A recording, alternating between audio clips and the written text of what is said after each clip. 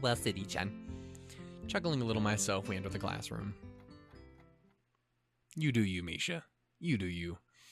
Class is uneventful, and after the final bell rings, I find myself alone with Mutou again. So, it looks like we have all assembled for the second meeting of the science club. I finally got the voice back, and then it cried. What the fuck, voice? Do it with me. Phrasing. Or is it the first? What do you think? Should we count yesterday as a meeting? Well, we did form the club yesterday, didn't we?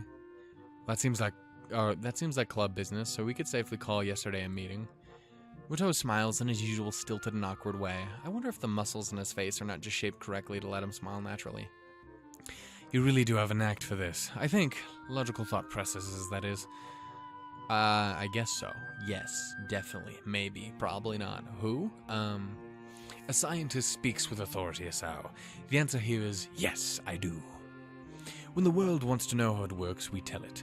Even if all we've got is a decent hypothesis. I believe my voice is dying. I believe that's what that is. But we must sound certain anyway, because we are the authorities on the subject, yes? He chuckles to go along with his awkward smile at his awkward joke. I'm doing my best not to grimace, but I don't think I'm being too successful. Well, that is entirely false, of course. We can know a lot, sure, but no one's an expert on how the world works, if only because nobody can be sure, and with no certainty there are no experts. But we like to pretend, sometimes. There are some things we can be certain of, like, right? Well, yes, but no. We know gravity is there, for example. I mean, to illustrate, Mutou picks up a pencil and drops it. See? Still there. But it's good to check every once in a while. That's why you still see researchers mucking about with gravity. We're still pretty sure we know how it works, but there's always a chance that something isn't how we think it is. I mean, it's theory. Yeah, it's theory of gravity. But, I mean, it's there. But who knows? One day somebody will be like, what if it isn't like that? And we'd be like, holy shit, you're right. We tested and you're right. That ain't how it do. And now we know. The world's fucking crazy. So you check and check and check. That is science in a nutshell, is how. This whole time I've listened feeling rather spellbound. Mutou seems to be really passionate about this stuff. I mean, I think. It's kind of hard to tell sometimes. How the world works, how humans work, how the universe works. All these questions are to be answered. And depending on what I go into, maybe I could even figure out a way to fix my heart. That said, I don't really think that's a real priority for me. Besides, as we started discussing the book he gave me yesterday, I find myself more and more interested in that than my heart condition. Hey, Sal, can you fix my fucking spine? Because that would be great. Before we even realize it, an hour has gone by. Well, let's call this meeting over for now, okay? We'll have another meeting tomorrow, or the day after. He considers this for a moment. Call it the day after. I've got a lot of grading to do. Okay, see you then. You know, this is actually something I thought about, I think it couldn't have been more than like 2 weeks ago. But there was, at one point, I got on kind of like I wanted to go back and look at like my old schools and the teachers that I grew up with in like middle school and high school and whatnot. I barely remember anyone from elementary school. The only thing I can remember from elementary school is I hated my kindergarten teacher. It's literally the only. I don't even remember her fucking name. I just know that I hated her. But I do remember like middle school and high school quite a bit. You know, so I was actually going back through and I was like trying to remember that. I ended up looking up like my old 8th grade social studies teacher, who ended up passing away like the year I got out and went into high school. I ended up looking at, basically it came down to, I was considering all of my favorite teachers and why I liked them so much. And in the end, it all came down to people who were just, you know, a friend. When I looked back on my favorite teachers, it was that I learned information fine and easy and well. That was never a problem for me. I absolutely hated doing homework, and I did terrible at it. But like tests, anything like that, learning information was nothing for me. I was inherently, it was an easy thing for me to do. And it was because, I think it's also partially at least because I used to always draw in class and I used to always write. And for whatever reason, me doing all this random shit and just working on this stuff in my mind, I still retained all the information that was just told out loud. And I actually even had one teacher who, sadly, I can't even remember which teacher it was. I think it was like my math teacher in, I want to say 7th grade. I don't know. I could be. I have no idea. Point is, I remember one teacher once mentioned about how like, well, he just does that way. So like, yeah, he can do that because I don't give a fuck because that's how he learns. So whatever, he can just sit there and dick around in class all he wants as long as he retains the information. I don't give a fuck. So shoutouts to her. But you know, so I was like going through and looking at all my old teachers, and yeah, again, the biggest thing came down to people who were friends, people who cared. Like that 8th grade teacher. It's funny enough because in 7th and 6th grade, I fucking hated that teacher. She was just so mean and uncool, and it was simply because I was from a different, I wasn't in her class. I never knew her as she was. I only knew her as I imagined her from this one specific instance here, this one specific instance there. That being said, when I went in that class, she immediately became one of my favorite people on the fucking planet because she cared to an absurd extent. She's one of the most caring teachers I ever had because she was always, I've mentioned it before, but I had a rough time throughout school. I've had pretty rough depression through a lot of my life, and thankfully I haven't really, every once in a while, every couple months or so, it'll hit, and it'll hit pretty hard. Like, I think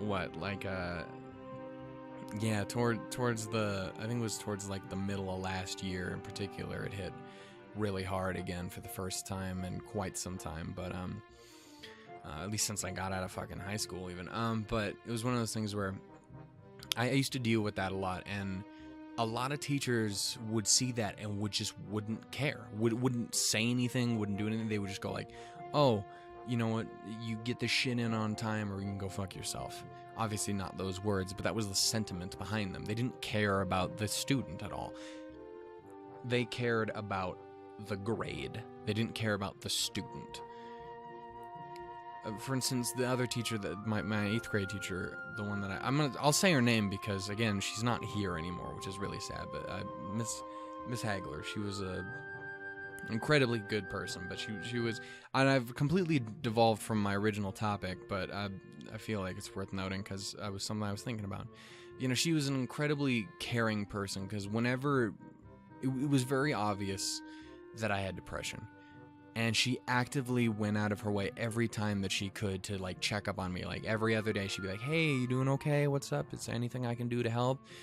And while she would mention things like my grades, it was never like, oh, hey, you get these grades up or you're in trouble. It was, hey, are you okay? Are you having troubles? Is there stuff going on at home? Is there anything that I can do to help you? Because I want you to succeed. I want you to get the grades not because I want you to fill some quota, but because I want to believe that you can succeed, and I want you to do as best you can in your life, and I want what's best for you, at least from the eyes of a teacher. And I've had that with other teachers as well. My English teacher in high school, one of my favorite teachers of all time, just because she was so incredibly caring. She was just one of the most human fucking people I've ever met. Like, one of those people that I would hang out with nowadays to be like, you know, Mizzy, you're fucking rad as shit. Why, dude, if I had teachers like you my entire life, I never would have fucking left. I never would have dropped out, because people like you are like fucking, hey, what's up? And it was very much that same thing. They cared about being a friend. For me, that was always the greatest thing about the teachers that I liked, is they cared about the people in particular. It's why I look back at the teacher I hated the absolute most, the biggest fucking thunder cunt I've ever met in my entire fucking life. Not just as a teacher, but as a human fucking being, was my science teacher in the other high school that I had went to. Just an unrelenting garbage bag human being. just could not give less of a fuck about anyone. All he ever cared about was, and he would actively shit all over you. And I couldn't fucking understand how you could be such a hateful fucking prick. As far as I know, he doesn't go there. He doesn't work at that school anymore. And all I can say is, thank fucking Christ. Because no kid should have to deal with that piece of shit. Point is, I think back at the good teachers. Again, the good teachers. And there was always that. And one teacher I was actually thinking about, and the reason I actually brought this all up was, I actually had a teacher that was very, very, very much like Mutou. My English teacher, I believe in the 8th grade, it was my 8th grade English teacher, was one of those people who really had a passion for what they did. Again, it was English. He loved stories and writing, and it was total fucking anime weeb nerd dude too. Like, his favorite thing in the world was Avatar: Last Airbender, and he would actively like, okay, so it's Friday, so we're gonna watch Avatar and talk about how they made the show so great and how it's examples of really good writing. And like, dude's such a fucking nerd, but he's a really good dude. And the reason I thought about it was because the weirdest thing that ever happened to me is, at least when it comes to school and teachers and whatnot, is I think back at that teacher, and that teacher literally made up an entire class at my school for me. For me, and admittedly, one or two other people. But for me. And it was like, it reminded me a lot of Mutou. Like, he came over and was just like, hey, let's start a club, just you and me, and we just sit around and talk. And he was like, I want to do a creative writing class. Do you want to be a part of that? You sit in my classroom and just sit there and write over and over and over again. That's all you don't fucking pay attention to shit. But you do write. And I also remember too, because whenever it was lunch or like recess, I don't know how common recess is now. I remember it wasn't a fucking thing in high school, but it was a thing in middle school, obviously. Like lunchtime recess, and go outside and go dick around. At that school, all I ever did was I walked out into the field that no one else ever went to, and I just sat there and I acted out. And I read off things in my mind. I ran through stories in my mind. That's all I did. And he would notice and he would sit in the and just stare and like, what is this weird fucker out there doing in the middle of the goddamn field? And that's what I was doing. I was just constantly running through stories in my head. It was actually one of those people who both applauded me for doing that and also fucking poked fun at me for doing that. And he was like, well, you know what you should also do? Fucking like show your work to people and run it by people and talk to people, because when you do that, you learn about people and how they act. You learn about character and who people are and how people inherently act in different situations and stuff like that. And that was part of the thing too, is like, I always see you out there doing that. What if you had a class where you could sit and talk to people and write with people and do these things, and you could, the whole thing was just we're gonna sit there through the entire trimester or whatever, and you're gonna sit there and you're gonna write whatever you want to write. It can be poems, it can be a story. In my case, it was a book that I had been writing, a novel, which I think I still have saved on my computer somewhere because he emailed it to me like a year or two later. It's fucking terrible.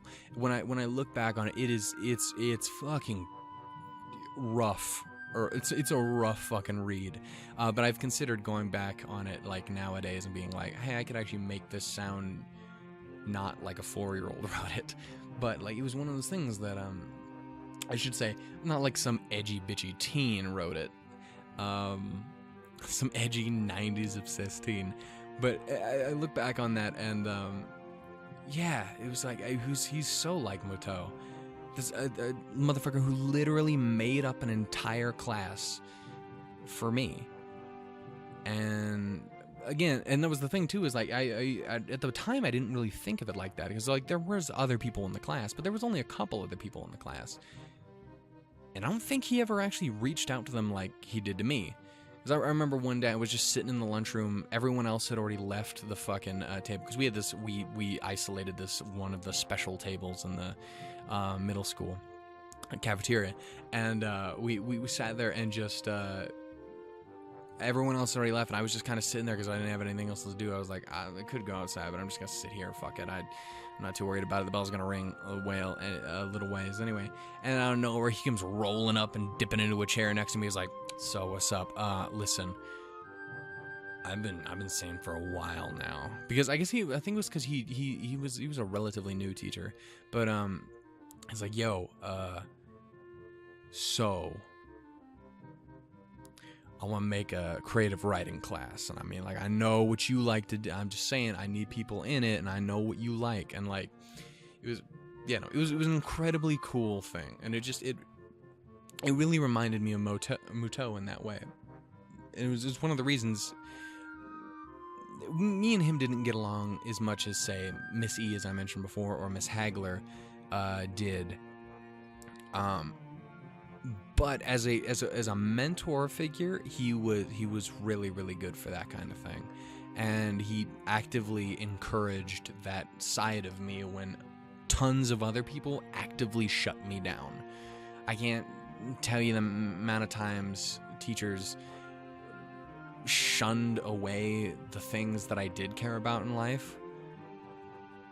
When people like him or people like those other two teachers that I mentioned actively tried to, support that and to help it grow and nurture it, because they knew that that mattered to me. He knew and cared because, it was a subject he felt and a part of and he cared about, because, he was an English teacher.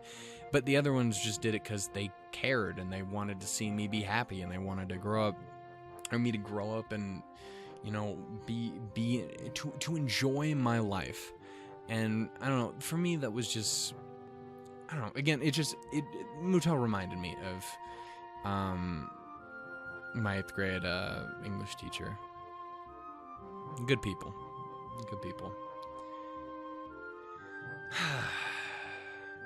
Yeah, here's just a message. Any teacher, no one's gonna watch this video. No, literally no one will watch this video. I can promise you that. If you are one person who did watch this video, I want you to just comment below and just say, I did. That's all I want, just so that I can tell you that I love you. But it's the single greatest thing I can ever say to a teacher, and it's obviously coming from someone, I literally dropped out of high school. I'm not a good role model for anyone, but I can say this to anyone who ever wants to be a teacher, to anyone who is a teacher, anything like that. The single most important thing you can do for a schmuck like me is just be a friend. I hated school so much. But those few people who did care, those people who actively went out of their way to foster the things that I did care about, those are the people that made my life worth sticking around in and worth fighting for. And they made my school experience in general at least a little more survivable.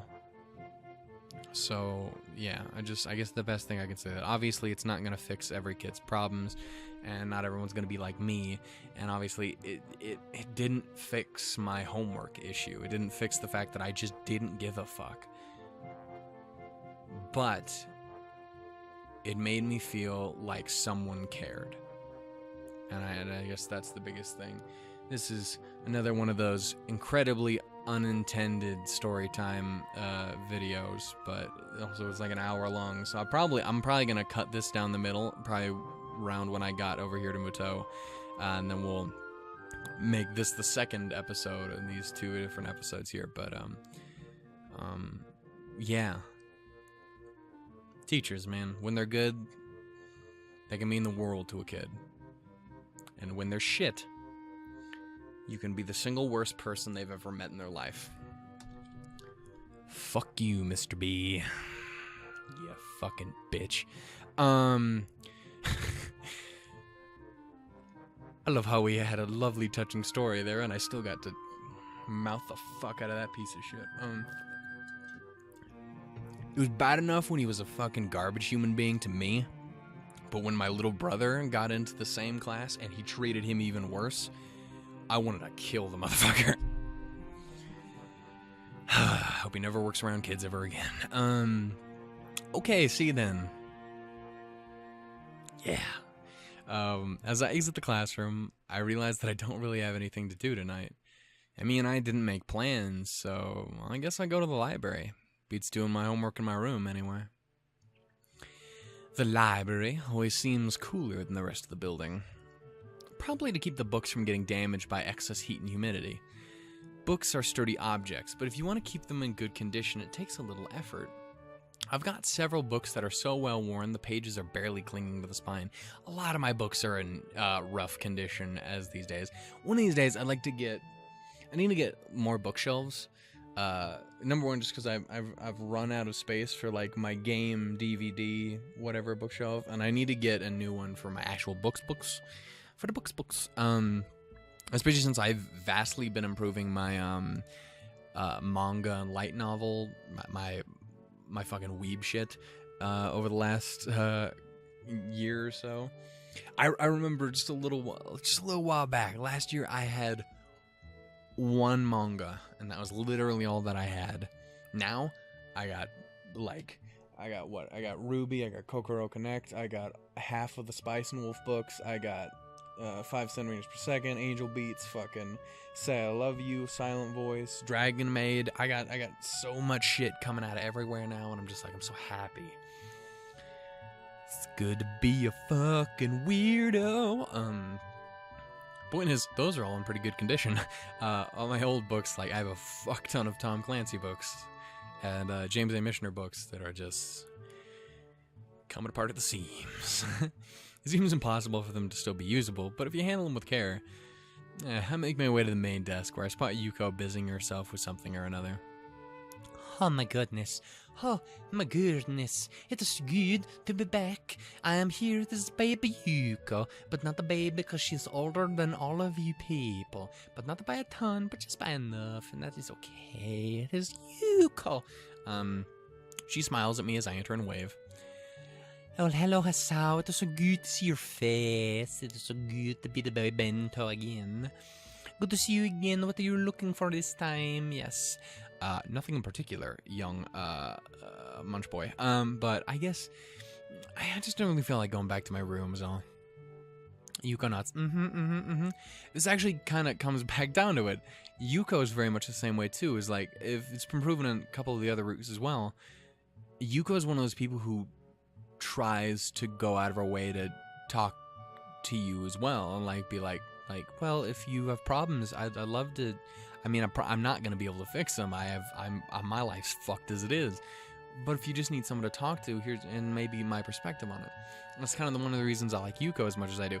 And again, slight discussion on Rin's route. So if you guys haven't seen that yet, number one, what's wrong with you? I have it on my channel. Watch that shit.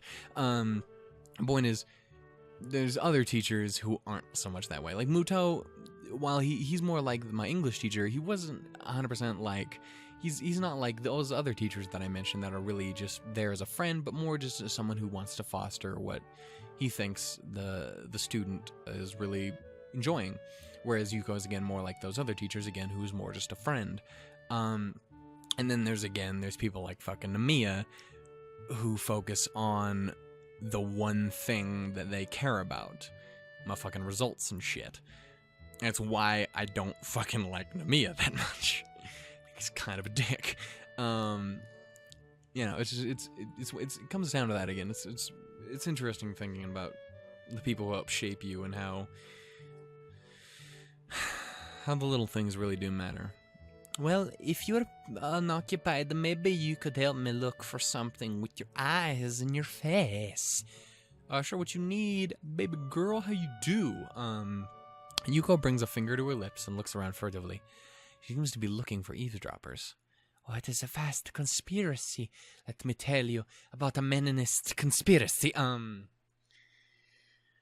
You've been talking to Kenji, haven't you? Come closer. I take a few hesitant steps forward while feeling distinctly unnerved. Yuko lowers her voice to a confidential whisper. I am on the trail of the Yamaku cat burglar. Holy shit, Yuko, you have your own backing track. Holy shit. Is that the right word for that? I don't know. Point is, there's fucking music. Did you do this? The what? Shh, the walls have ears as how. Or they might. But listen, those missing books, do you remember them? Yeah? Well, they weren't missing, they were stolen. I am convinced of it. I remember you saying something of the sort earlier, but how do you know? Yuko leans in closer and, if possible, whispers even lower. Because I found one of his hiding places. You did what? Yuko looks triumphant. Found one of his stashes. It was hidden under the stairwells in the toy's dorm. Nailed it. In the boys' dorm. 3 books I have been looking for, all there. I suspected a thief before, but this proves it. To Ryuko. So, did you take back the books? Yuko looks as if I suggested she just walk around naked. Are you nuts?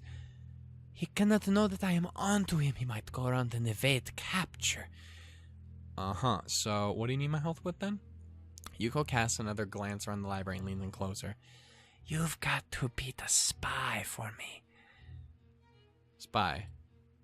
Yeah, like when you were in the dorms, you know, keep an eye out for suspicious activity. What constitutes suspicious anyway? I mean, Kenji is a pretty suspicious dude, but I'll wager he barely goes to class, much less sneaks in the library to pull for books. It's definitely not like we saw him with a bunch of random books earlier that definitely didn't look like his. I pay attention. Still, what's the harm in saying yes? At least I'll get me out of this weird conversation. Yeah, I can do that, no problem. Yuko straightens up and claps excitedly. Great, you're so good, Hasawa. You're my favorite. Now hurry up and talk about something else before someone else comes in. So how is school treating you? Pretty well, actually. Got a sweet, awesome girlfriend who's adorable, and I got a best friend who likes to teach me science. So I'm winning. I've been running in the mornings with Emi Ibarasaki, yes? Yeah. How'd you know? I served you two in the tea house, remember? You silly goose. I deducted that if you're going to run with anyone, it would probably be her. She looks very pleased with herself. Impressive. Anyways, yeah, no, we've been running in the mornings. And, we kinda started dating. Yuko claps her hands excitedly together again. Yes! Get yourself some of that, my boy. Really, that is so good. I bet you two are great together. So adorable. I ship it like at the Titanic. Or perhaps like the Lusitania. Oh, but both those ships are sunk, and that is so sad. I love seeing people find one another like that, you know? I even thought to myself that when you walked into the Shanghai that one time, I was like, I wonder if that kid will wind up with one of those girls. Really? Yuko doesn't seem to notice my somewhat worried tone and nods affirmatively. Yep, I could tell that you would wind up with one of them, you know? I've got an eye for that sort of thing. It is almost like I see the code. Oh my god, I know it's a game. It is the Doki Doki all over again. Of course. Her expression droops slightly. I'm not so good at it myself. Oh, I'm sure that's not true. Oh, it is so very true. I met this guy once. We got along really great, but it turns out that he was younger than me. And that guy was kind of weird, but not terribly so. That was what was really weird was that he disappeared one day and I have not seen him since then. Huh, you know, that does kind of seem odd. Oh, doesn't it? I kinda hope it wasn't something that I did. I feel compelled to reassure her. I'm sure it wasn't. Oh god. Got me too, Yuko. I intend to try and calm her down further, but the both of us jump in surprise at the sudden ringing coming from my pocket.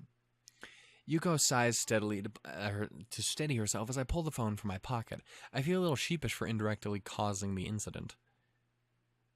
Emmy? What's up? Oh, thank God. I haven't called your phone before, so I didn't know if this number would work or whether you pick up, and I can't. Whoa there, Emmy. Like, slow down. What's wrong? Also, y'all can't see it because, no face cam, but I'm 100% doing the, like, phone thing, like, hey, call me. And I did it completely on accident, and now that I notice it, I feel very uncomfortable. I didn't mean to do that. What's wrong? There's a pause on the other side of the line, during which I can hear Emmy trying to control her breathing in order to calm down. Something's got her terribly agitated, and it's starting to agitate me. Can you stop by, like, now? Or shortly after? I really, really need to talk to you. There's a tone of pleading in the last sentence that I don't think I've ever heard from her. Of course, I'll be right there. Sal's on the case. I'm a goddamn champion. I'm a minute to win it. Hold steady, okay? In my increasingly agitated state, I've apparently started saying things that don't quite make sense. Okay, I'll be okay. See you soon. I press the button and end the call before slipping the phone back into my pocket. Apologize to Yuko for running off and, well, run off. All I can say is I intended to end this episode a while ago, so you know what? I'm going to end it right now. Because this makes sense for a place to end it. Anyway, I want to say thank you all so much for watching. Sorry again for a very story time heavy episode. Unless you guys enjoy that kind of thing. I like to hope that someone likes it. I've been told once or twice that someone liked it. They also don't watch my videos anymore, so it's irrelevant, but the point is, it's not an impossibility. So anyway, if you guys enjoyed, I'll go ahead and double hit the like button, comment button, subscribe buttons, and share button. They're all super very useful to me, especially in a time where YouTube couldn't give less of a fuck. So thank you all so much for watching. I will see you guys in the next video, where we will go in and check on Emmy when things are going rough. They're going tipsy, they're going iffy. We don't know what's going on, but it's probably bad. Or is it? I don't know. Actually, I do know. I've seen this game before, but you know what? That's okay, because we're here now. We're not. We're gonna leave. I'll see you. Toodles, doodles, and lemons. Oh, bye-bye.